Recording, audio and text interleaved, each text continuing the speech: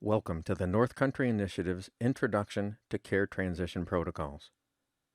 The Care Transitions Intervention Model will provide a 30-day supported transition period after a hospitalization to ensure discharge directions are understood and implemented by patients at high risk of readmission.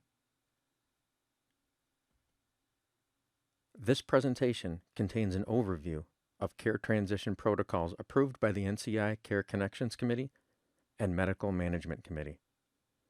It addresses DSRIP Project 2B4, Care Transitions Intervention Model to reduce 30-day readmissions for chronic health conditions.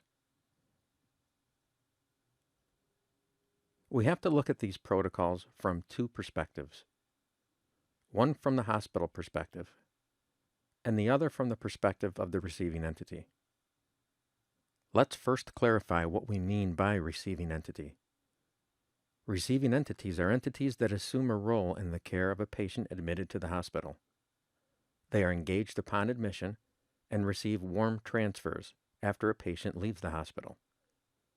They include the following: primary care practices, nursing homes, health homes, home care facilities, hospice, behavioral health clinics, and community-based organizations. Let's now look at the care transition protocols from the perspective of the hospital. Here is a portion of the hospital workflow. During admission, several steps occur. The hospital acquires key information from the patient, like the patient's primary care provider, payer, and care team members. This information is recorded in the hospital's EHR, or electronic health record. Discharge planning begins immediately upon admission. An alert is sent to post-acute providers that have obtained patient consent. A post-acute care member should be engaged from the beginning to ensure continuity of care beyond the hospital visit, and that discharge planning is started right away. A hospital risk stratification also begins. Let's take a closer look at the risk stratification process.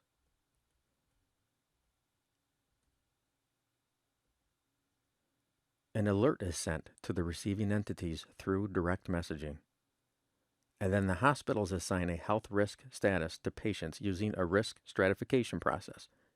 This process is a process of their choice to determine risk factors for readmission within 30 days of discharge.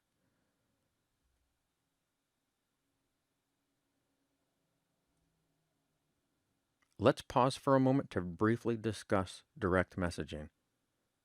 The details of direct messaging are beyond the scope of this training, but it is helpful to know what direct messaging is. It's a messaging service similar to email that all providers have the option of using. It's available free of charge through your local HIE, Healthy Connections. Some organizations also have the option of using direct messaging services through their EHR. These direct messaging alerts are only available to receiving entities that have registered to use them, and receiving entities must have a signed consent form from patients allowing access to their health data through this method. So it's important that receiving entities encourage patients to sign a consent form allowing the use of direct messaging services. Regardless of which messaging service you are using, the one thing they all have in common is that they offer an easy-to-use communication protocol for healthcare professionals to connect with each other privately and securely.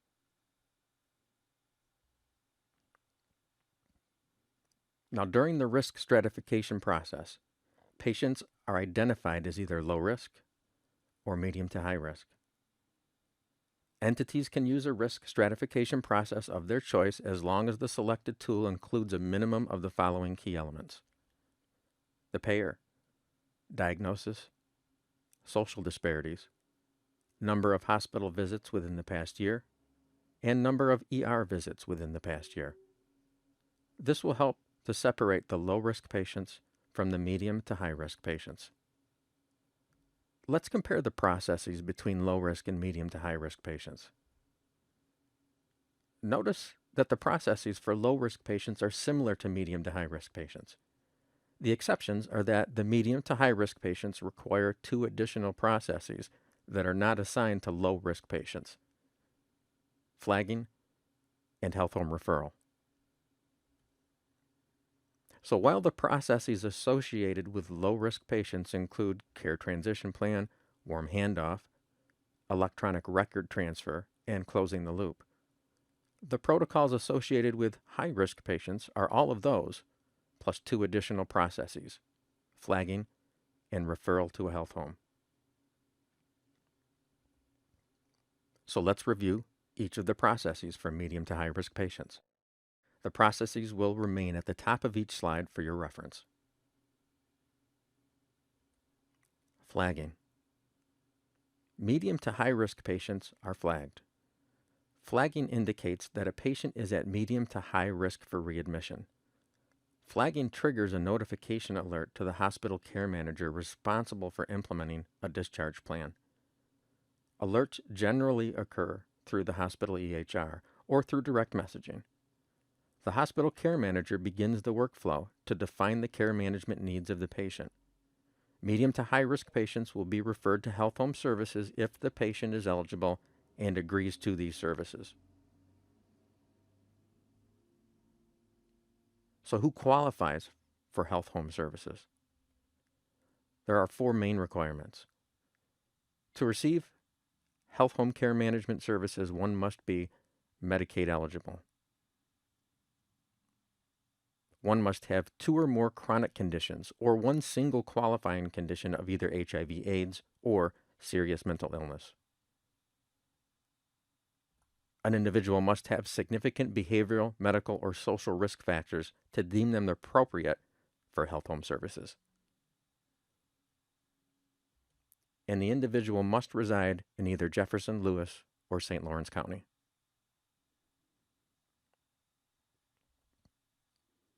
Hospitals must complete a business associate agreement with the health home, allowing health home care managers to enter the hospital and assist with discharge planning while the patient is still in the hospital.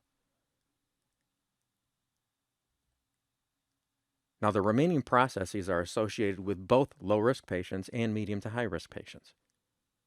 The care transition plan is part of the warm handoff, even though it is shown here as a separate process. Before the patient leaves the hospital care manager completes a care transition plan, which includes medication reconciliation, arranging follow-up appointments, and providing necessary patient education. Hospitals may continue to provide patient education the way they are presently doing it as long as it gets done. Remember that the warm handoff includes the care transition plan discussed on the previous slide. In order to facilitate this warm handoff, each partner will receive a PPS-provided inventory of the local health homes, care managers at the primary care offices, and other community supports as available. And of course, the care transition plan described previously is part of the warm handoff and includes medication reconciliation, follow-up appointments, and patient education. Next is the electronic record transfer. One type of electronic record is the discharge summary that should be sent to receiving entities as soon as possible, preferably within 72 hours but no later than 30 days of discharge. The other electronic record is the discharge order. This must be sent to the appropriate receiving entities within 24 to 48 hours of discharge through direct messaging. The key elements in the record include medication list highlighting medication changes, adverse drug events, history and physical, PCP and care team member identification. This is to include the name, agency, and contact information. Problem list, referrals, follow-up appointments, and any additional items recommended by the attending physician that need to be addressed at the primary care follow-up visit. Next is closing the loop for the hospital. The hospital will check referrals and appointment outcomes to make sure the patient doesn't fall through the cracks. Here is an overview and summary of the hospital workflow just discussed. You may want to pause this presentation in order to review this summary.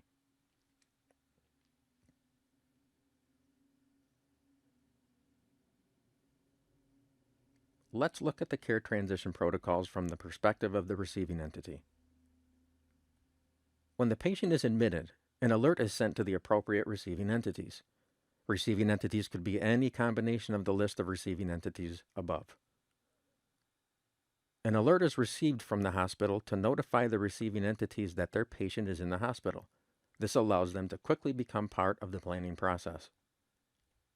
The hospital performs the warm handoff to the receiving entity, which includes the care transition plan, consisting of medication reconciliation, arranging follow-up appointments, and patient education. The patient is discharged from the hospital, and the hospital sends a discharge order and a discharge summary to the receiving entity through direct messaging. Receiving entities will receive communication from hospitals to check on referrals and appointment outcomes. Responsibility for the hospital ends and is transferred to the receiving entity. The receiving entity should at this time check to see if the patient is receiving health home services if eligible. Right now you may be asking, didn't this already happen in the hospital with their care manager? It did. But think of this as a second chance for the patient to accept health home services if the patient previously refused those services in the hospital. There is no need for receiving entities to develop a risk stratification tool. They simply use the health home referral form to determine the patient's eligibility. And then you will enroll for health home services using the same form. A form will be available online for your use. If health home services are appropriate, then the receiving entity will refer the patient to a health home.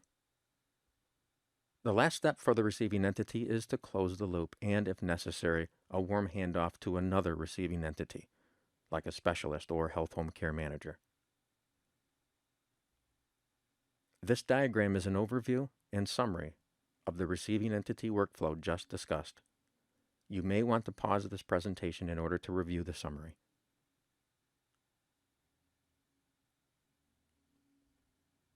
Thank you for watching the Introduction to Care Transition Protocols. If you have any questions, please contact srasso@fdrhpo.org.